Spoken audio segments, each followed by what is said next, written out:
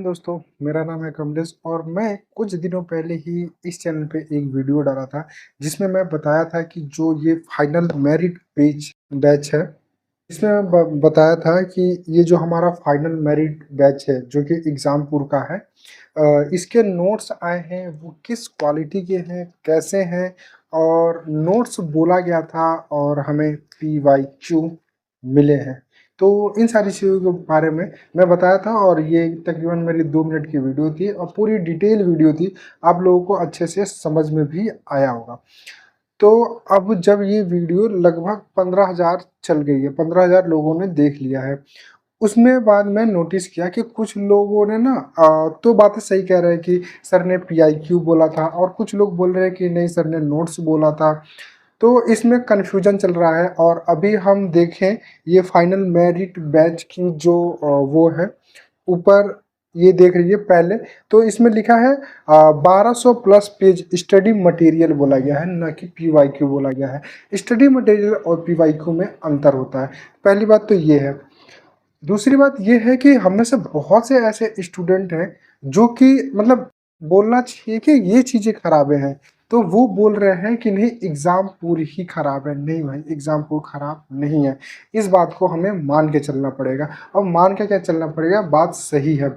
दूसरी बात ये है कि बहुत सारे ऐसे स्टूडेंट हैं जो कह रहे हैं कि नहीं विवेक सर मतलब सही नहीं पढ़ाते हैं, या फिर एग्जामपुर के जो भी टीचर हैं वो सही नहीं पढ़ाते हैं, या फिर वो केवल टाइम पास करते हैं। बहुत सारे ऐसे कमेंट्स हैं। मैं सबको पढ़ा हूँ और सबको देखा हूँ, जब जाके मैं सोचा कि नहीं एक वीडियो बनाना चाहिए और बताना चाहिए कि नहीं भाई, कोई भी टीचर जो वो होता है ना, वो स्टूडेंट के भले के लिए सोचता है, ना कि उसके नुकसान के बारे में। तो मैं ये बिल्कुल नहीं बोलूँगा कि एग्ज़ामपुर खराब है या फिर एग्ज़ामपुर में एक भी टीचर खराब है, क्योंकि भाई आप अलग-अलग प्लेटफ़ॉर्म पे जाते हो, अलग-अलग मैराथन देखते हो।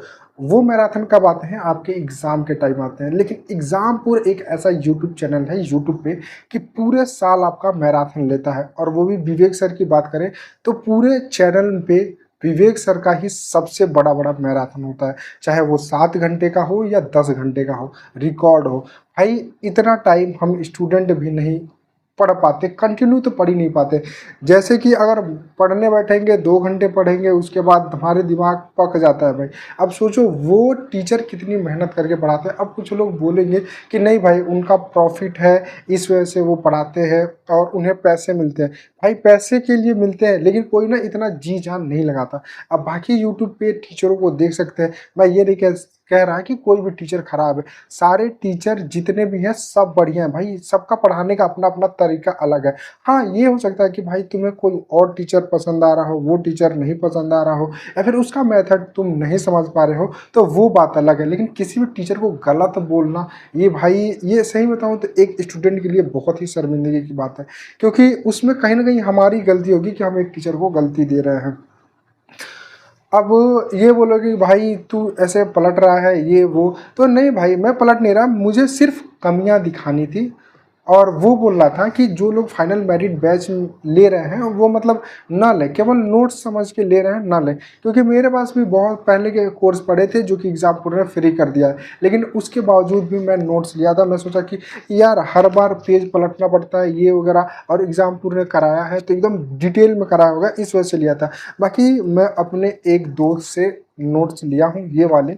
अब देखिए ये वाले और ये फाइनल मेरिट बैच में कितना अंतर है, मतलब पेपर का बहुत ज़्यादा अंतर है भाई। आप देख सकते हैं पेपर का बहुत ज़्यादा अंतर है। ये थोड़ा वाइट है, ये पूरा का पूरा ब्राउन पेपर है। अब इसमें जो है इसमें भी ठीक ठाक ही है, मटेरियल पूरा सही है, अगर कर लोगे तो इनफ रहेगा। लेकिन ये नोट्स है जो एग्जामपुर पे है वो 900 रुपये का है। तो आप एक बार डिसाइड कर लेना कि अगर आप नए हो तो फाइनल मेरिट बैच ना लेके आप नोट्स खरीद सकते हो। और बाकी इस चीज़ की ज़रूरत है, बहुत सारे लोग कह रहे हैं भाई इस चीज़ की ज़रूरत है हमें, तो आप चाहो तो एग्जामपुर पे फ्री में पड़ा है, वो उसे लेके आप परचेज ना करो तो भी चलेगा, क्योंकि ये सारी चीज़ें फ्री में पड़ी हैं। अब कुछ लोग बोले भाई तू बदल गया इतनी जल्दी, में बदला नहीं हूँ भाई। क्योंकि टीचरों को जब देखा कि बहुत सारे ऐसे स्टूडेंट हैं जो टीचरों को बुरा भला कह रहे हैं, विवेक सर को बुरा भला कह रहे हैं, इस वजह से मजबूरी में मुझे ये वीडियो बनानी पड़ी है कि नहीं भाई टीचर गलत नहीं है और प्लेटफॉर्म गलत नहीं है, बस कन्फ्यूजन हो चुका है। क्योंकि सर ने भी नोट्स बोल दिया था। अब उसकी वजह से बहुत सारे बच्चों ने खरीद लिया है और वो इसीलिए वो थोड़े बहुत गुस्से में या फिर सैड है। तो खैर कोई नहीं, आ गया है तो ये भी बेकार नहीं है भाई, क्योंकि तुम जितना पढ़े हो उसमें चैप्टर वाइज नोट्स दिए गए, मतलब पीवाईक्यू दिए गए हैं, ठीक है। तो आप इसको भी सॉल्व कर सकते हो, ये भी बहुत ही ज़्यादा वर्थफुल है।